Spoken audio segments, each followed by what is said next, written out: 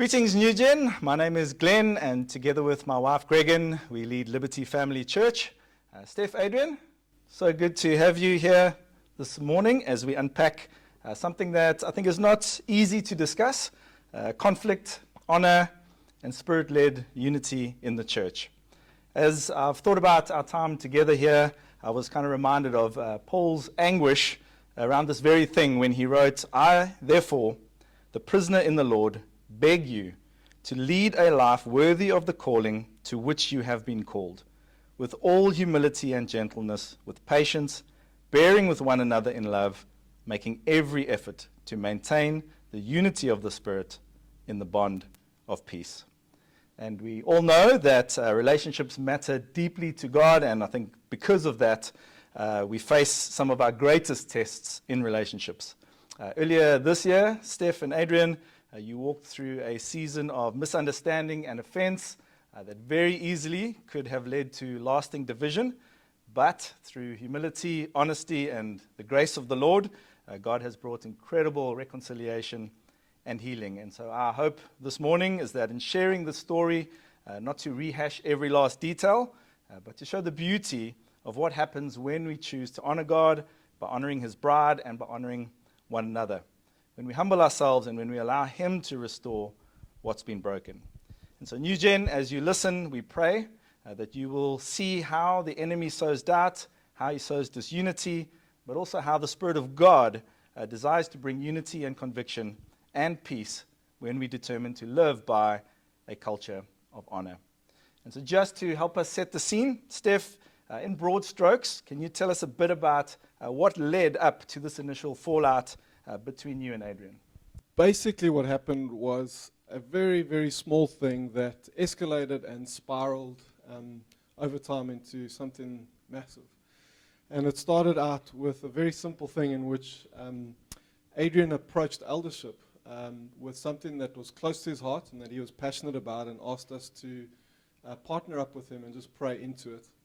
And what happened was we took a long time to process that, and when we did come back to him, through a series of events and moments, it came across in a way that was dismissive and wasn't honoring of the heart with which he came to us with. And so that was something of the inception of what then ensued. So Adrian, from your side, what was going on inside of you at the time? What were you kind of feeling? What were you wrestling with? To sum it up in a few words, was we really felt frustrated. We felt unseen, unheard, and that we were being dishonored in some sort of way.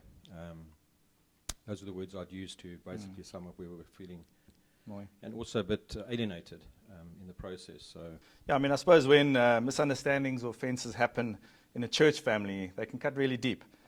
When the church is churching, as Christ intended, His love calls us to an incredibly deep unity, and that really makes offenses, I think, really tear deeply within us. And so it's a sacred bond, and it wounds us, I think, where we're most exposed and most vulnerable.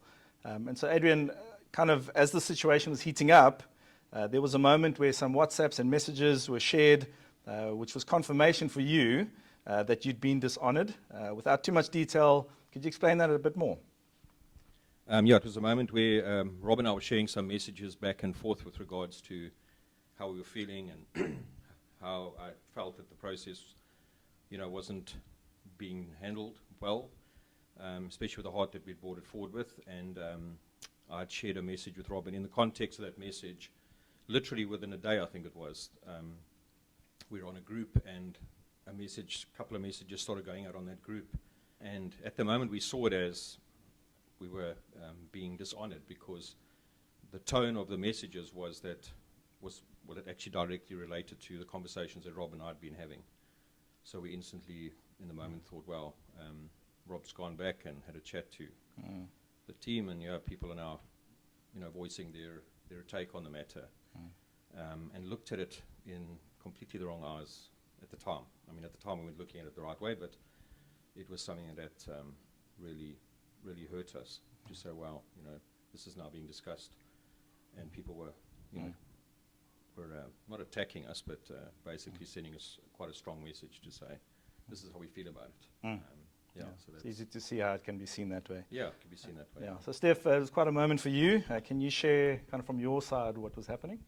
Yeah, I think it's important to say that this wasn't over the course of 1 or 2 days. This was over the course of several weeks and even a couple of months, that this has kind of been building. And what happened in this moment was just the perfect storm.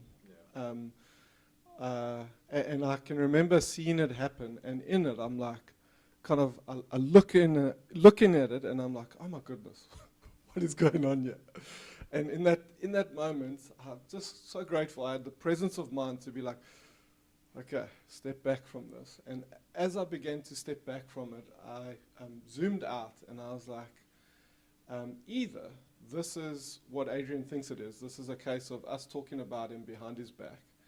But I know for a fact that this hasn't happened, which means it's the other alternative, which means that this is a coincidence of unspeakable proportions that has been positioned in this moment to come and to trigger both Adrian and Rob. And that's exactly what it did. It triggered both of them. And so what happened was I was with Kaz at that time, and we just began to pray.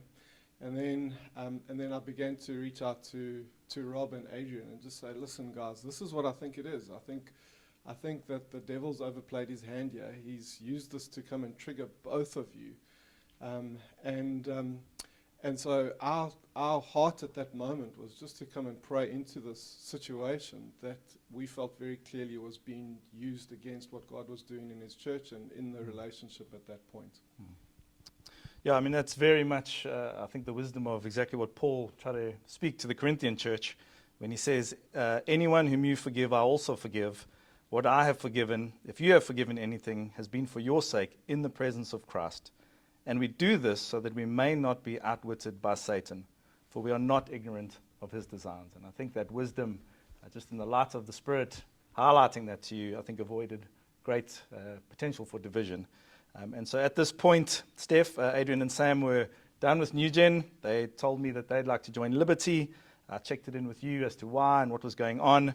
And what did you do with those questions which I posed to you? Yeah, so again, in a context like this, we can think it was like this. The next day, Adrian's messaging Glenn, but what it was there was a series of moments, meetings, and conversations that were had that escalated and led to Adrian beginning to exit from New Gen and leaning into potentially joining you guys. And so I remember what happened was you messaged me, and I was like, oh goodness, okay, let me lean into this. And I was like, I want to do this in a way that honors Adrian. And something I've always respected about Adrian is just he talks straight down the line. He wears his heart on the shoulder, and I've just always loved that and appreciated that. And it's meant that I've wanted to do the same with him. And so I began to try and consider, how do I respond to you now? And I began to type out something of a message that I was like, okay, I need to honor Adrian in this, so I'm going to make it as objective as possible and just state the facts. And as I was busy doing this, God just arrested me after a long time and a lot of typing. I wish he started at the beginning. But what it did do was it crystallized some of my thoughts for me. And God just stopped me, he arrested me, and just made it clear that I can't say things to you that I haven't articulated to him, and that would be dishonoring of me. And so I stopped there, and I can't remember if I called or I messaged, but I was like, hey, this is what's going on. I need to share these things with you. Can we meet? Yeah. Great. Yeah, I think some of Adrian's straight shooting that you're talking about, Adrian, you later said that you realized you'd been dishonoring the bride. Can you describe kind of what brought you to that conviction? Could I add just on the topic of Definitely. the coincidence? I think it's irrelevant to say. In the moment, I pondered that what was happening. I mean, I wrestled with it for hours and hours and prayed to God and spoke with Samantha, and we just said it can't be. It just happened in such a crafty way that we said it can't be. It has to be this. And then in hindsight, looking back, just to see how crafty the devil really is. that he could use, and we're blind to this, we don't see how he's there and he's lurking all the time. We lose sight of that. And this was an absolute moment where he did that. He knew exactly which buttons to push and use completely innocent people. And when I mean completely innocent, I mean the message actually went out by somebody who never, ever communicates on that group. So that's it. No, it has to be. Something has to have happened, because this person never, other than to say, hey, I'm running late or I'll see you then, has never got anything to say. So it was just so amazing to see how the devil uses those moments. And we're vulnerable in those moments. Yeah. And we've got to really protect against that. And that's actually what led to our decision making. Steph, you made a joke about the Fast and Furious. I thought you remember that during the time that we were talking, that Steph said, he has one word for me: I do things fast and furious, where sometimes the church takes its time, and it's not something I do. I'm on the pedal all the time in life. So I struggled to, and I think that's what also was a catalyst that led to it, was the fact that I'm used to getting results, and I felt the church were taking their time and not coming back to us, and it was going on, and they're not interested, and all these things that come into your mind. And we'll talk about it at the end, but I've learned some valuable lessons about the Fast and Furious, and that term will stick with me for a long time. So coming back to those, there were actually three things, and I think the most important was for me is, and I'll read the three. The first thing was the love and care from Steph. And I'm not just saying that, Steph. At the moment I didn't see it, but when I went and pondered it, I really saw it. I remember Steph arriving at my office unannounced. Somebody came to me and said, there's somebody in the reception for you, and it was Steph. And this was after I'd sent a message saying, that's it, we're parting ways, we just want to move on. And, and I was quite surprised to find him there, because in my head it was settled. I'd sent him a message and that was it. I don't know if you remember that message. Yeah. So I was a bit surprised to see him, and he wasn't giving up. What I got from the meeting was, this is not on. Because you'd had that revelation, that you were sitting back and you could see the storm, you could see what was going on, and we couldn't. I was in the middle of that storm. And it really resonated with me, Steph's the pastor of New Gen, and he took the time to just come there unannounced. So it showed a lot of things. It showed love, it showed care, it showed the fact that he wasn't going to let the devil use the situation to create division. He was absolutely not going to do it, and that really resonated with me. The second thing was a visit from a brother in the church that's very close to me, a man I believe that has such a prophetic ministry. God is really using him.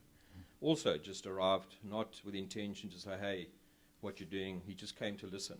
And as we spoke, and that conversation went on for hours, I also got the sense that, hey, as a brother in the church, also caring, showing me that you are valued. Because in the midst of that, you don't feel valued. You feel like they're not listening. Your ideas and the fact that we speak about God calling us to things, it's piffle, as Steph would say. But he came and he made the time, and that showed love and care and grace, and had words of wisdom, and had pictures and words from God. And then the third thing, which is the most important, was that very evening, well, not that evening, that night into the early hours of the morning, I was awakened. I was wrestling with this, and it should have been an easy thing. I've made my mind up. Yeah. This is the facts. We're convinced of it, and we're moving on. But I couldn't. I felt the Lord saying, and it was such a convicting moment. I was lying there 2 in the morning, and I felt the Lord say, are you honoring me through the decisions that you're making? And I tell you, it was like a knife through my heart. Sure. And I wasn't. And I think that was the turning point for me. It was the fact that, we're Christians and we love God, but we don't honor him. And the decisions we were making in the midst of all that were not honoring him. So much so that I actually live by it today. I'll say it at the end, but those 3 things were really the catalyst for me saying, well, what are you doing? You've been so blind, the devil's just using you to create division. God is busy with such an amazing and beautiful thing in the church body. I felt dirty. I felt the devil using me for his things. Yeah. And I'm a Christian. I'm not there to be used by the devil. I'm there to be used by God. So beautiful. That's when I messaged you the very next day, and Steph offered to kiss me, but I think I declined that. That was not something I wanted to do, but that's what led up to that, Joe. I'll switch into that. Beautiful. So obviously later on there was a meetup, and so the 2 of you obviously came back together. Steph, what was kind of the tone in the room at that meeting? Yeah, I think just a bit of context about the kiss. So Adrian had sent me kind of like a final message to say this is what he's done. And so we joked around early on in this process around if we could describe him, he would be fast and furious, and the church and the eldership team is often slow and deliberate. And one of the learnings is I think we need to both meet more in the middle. But sometimes being slow and deliberate is something that I just embrace. And this was one of those moments where he messaged me, I think it was on the Friday, and he said, they're done, they're leaving. And I was like, oh, and I left it.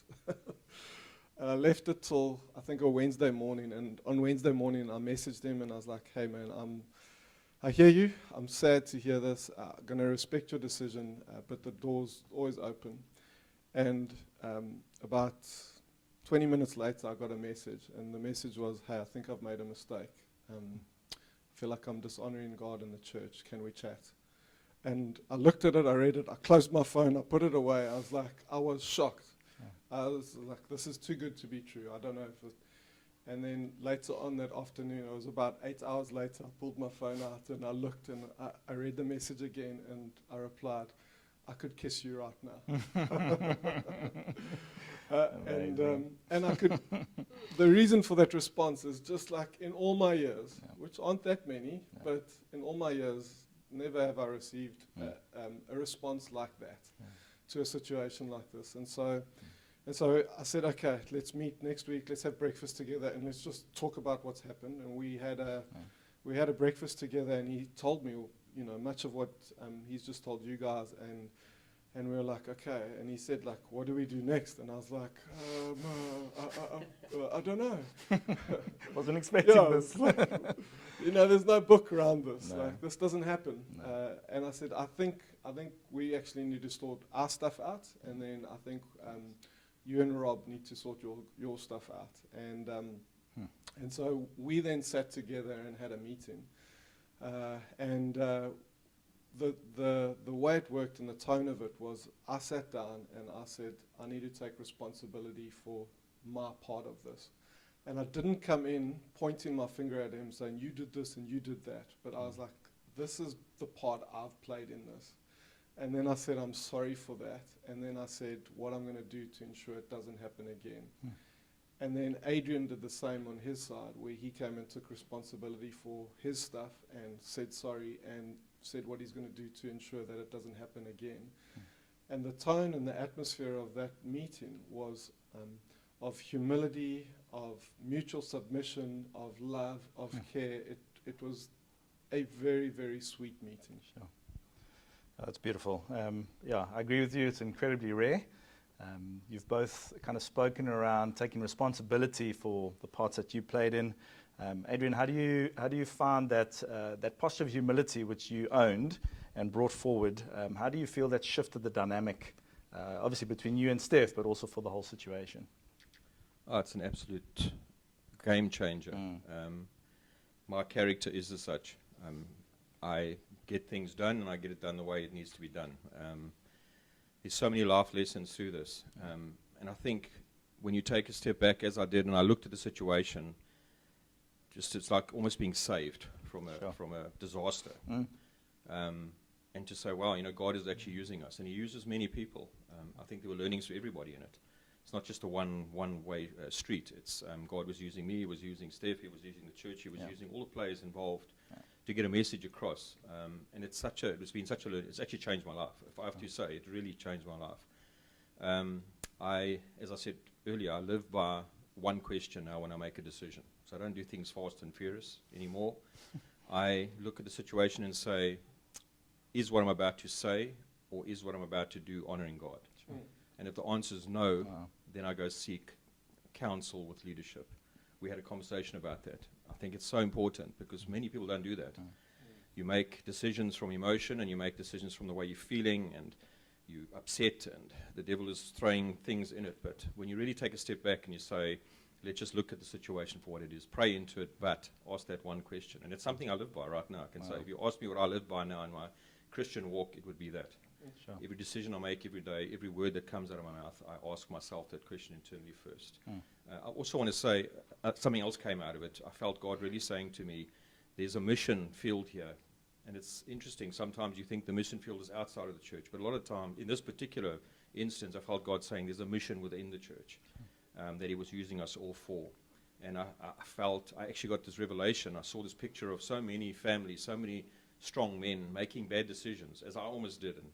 And that's really drawn them away from the church family. And we all know when you're out there in the wilderness and not in a church family, you've got a target on your back. And I felt God say, you're going to use this, he's going to use this moment for us to reach out to people. And anybody listening to this message, I can say that if you're in that space and you're wrestling with the things that I was, not to make rational decisions. Take it slow.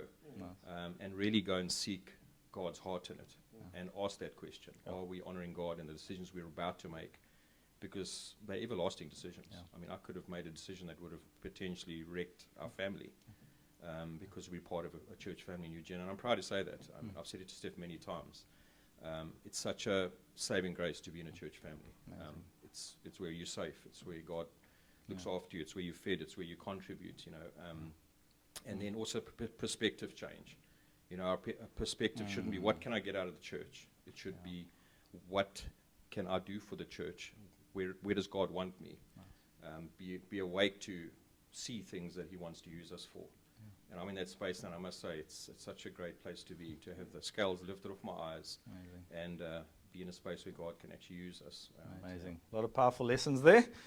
Thank you for that. So, Stef, after there was resolution between the two of you, you facilitated a meeting between Adrian and Rob, and you said a really beautiful moment unfolded there. Tell us more. I think it's worth saying that when we come and we try and resolve conflict, it's often with, I need my pound of flesh, I need them to come and we want to come and ensure that that other person comes and changes. And really, we have only got the power to come and change ourselves, and that requires humility. When we come and we try and change other people for them, that then comes and means we try and humble them for themselves. And it often resorts to bullying or manipulation or whatever it might be. And so in terms of resolving conflict, the starting point is always coming and taking responsibility for one's own part. And so we did that in our initial meeting, and in the follow-up meeting then that Adrian and Rob had, I sat there and I almost didn't have to be there. They just went about it in such a mature and amazing way. But as I was sitting there, I was watching this, and like a little boy in front of a candy store, you know, it was like, this is amazing. And as I was sitting there, God just dropped in my heart, where two or more are gathered, there I am too. And you know, over the years, the people have used that to come and justify, well, we're meeting in a coffee shop and there's 3 of us here and this is the church. And they've just taken it out of context, where it's quoted in Matthew 18 in the context of brothers who are fighting with each other and they've got a fence and how they come and resolve it. And in that moment, God was saying to me, this is the embodiment of that. Where 2 or more are gathered, there I am too. And I just felt the presence of God come and smile over and endorse what was happening in that moment. And I was like, oh, this is a thing of the Spirit. This is a thing of the Spirit. And in thinking about it, I realized that that moment there is maybe more rare and more uncommon than healings or prophetic words or tongues or these other moves of the Spirit that we look for and see. And I was just flabbergasted by the sweetness of that moment and what God had done. Yeah, so right. We had a leaders meeting, I think, after you told me about the reconciliation.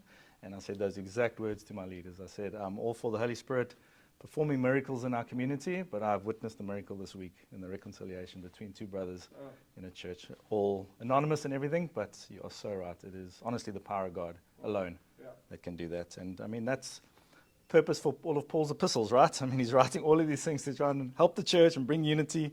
He writes to the Philippians and says, do nothing from selfish ambition or conceit, but in humility regard others as better than yourselves.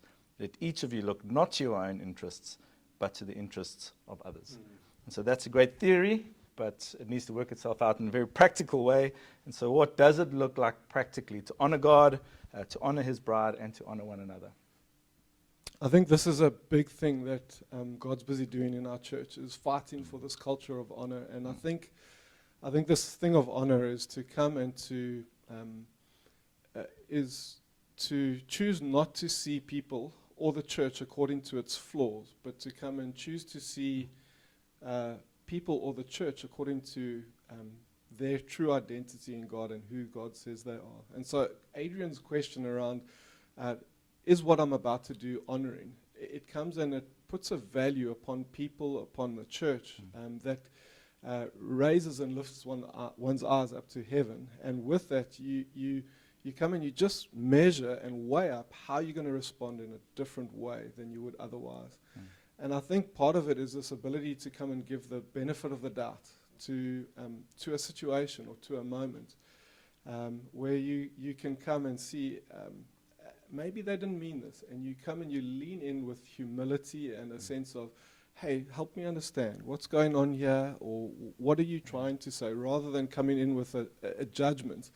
And so I think part of that process of honoring is actually coming and being open to, in a very amicable, winsome, kind, open, humble way, coming and fighting for clarity in situations.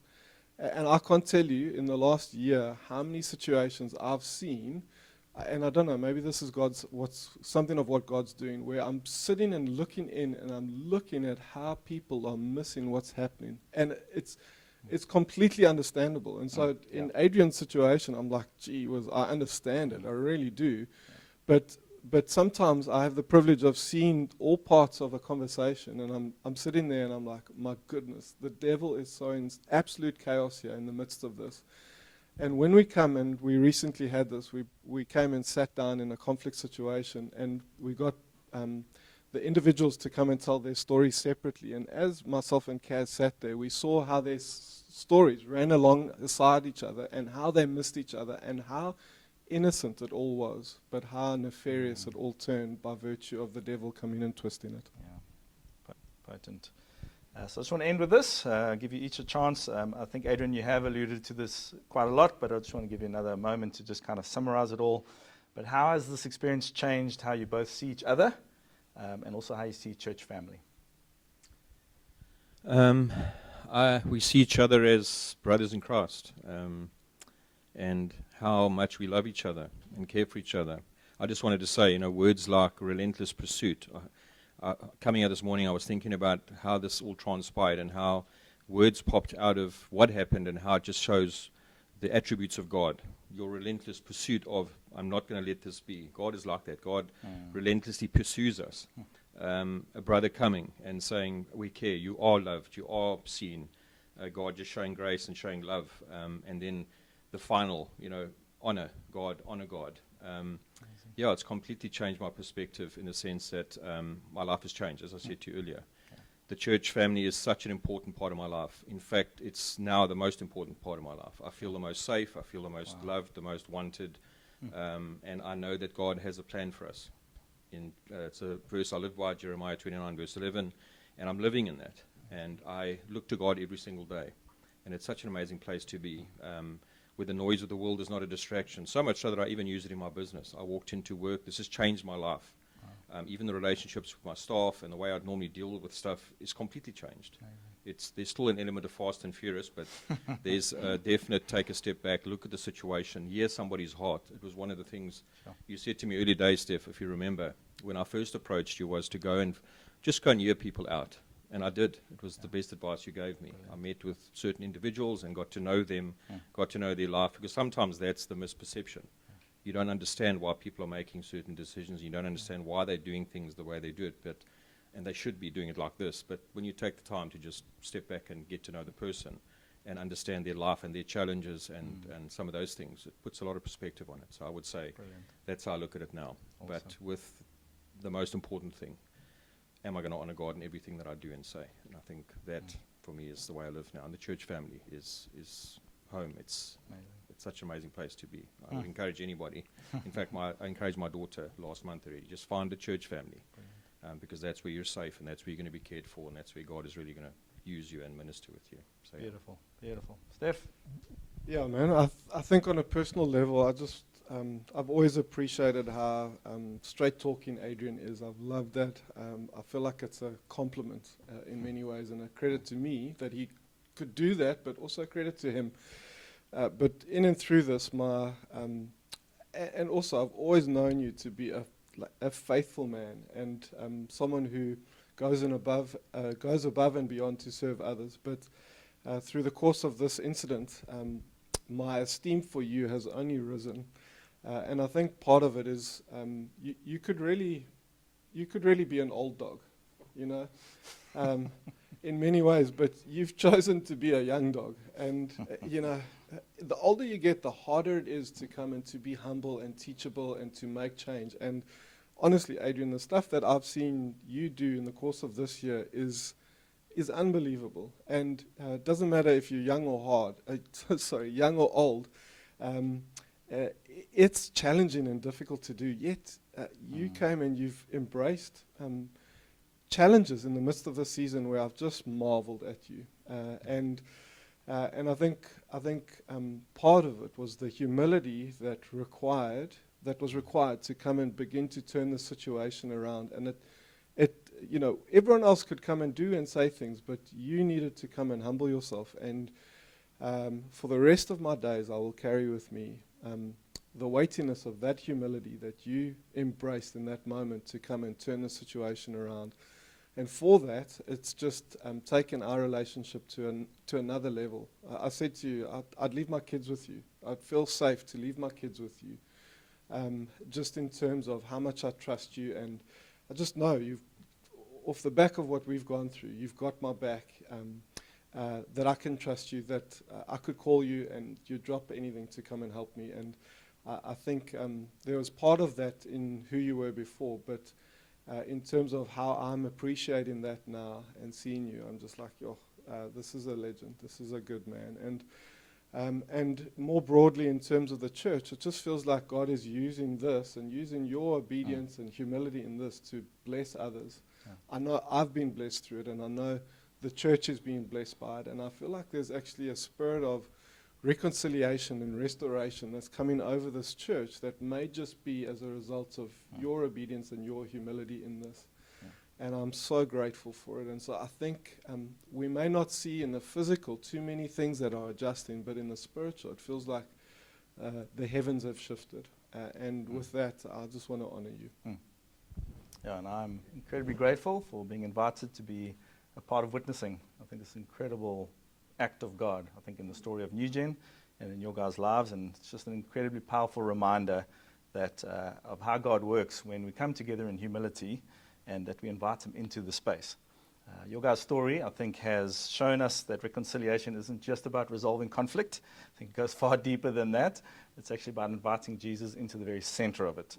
And when we do that, even what could have been an incredibly painful moment, and was a painful moment, became holy ground. And I think that's a beautiful, beautiful thing. And so my prayer for us is that for you, for NewGen, for all the churches, that we would be a people who recognize the enemy's schemes. I think that's a great starting point, who choose to honor one another instead of going into offense, who take responsibility for our part, because that's where the Spirit brings life and he brings unity. And we all know that beautiful psalm of how beautiful and good and pleasant it is when brothers dwell in unity, and we've witnessed that very thing right here in NewGen. And so perhaps, NewGen, that there's someone that you maybe need to reach out to.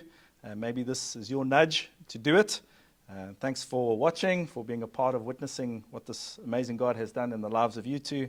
And our prayer is that God may continue to knit our hearts together as churches, your hearts together, and that he would honor and build his bride as he so amazingly does. Appreciate and thank you guys so much. Thanks, Glenn. Thanks. Thanks, Adrian.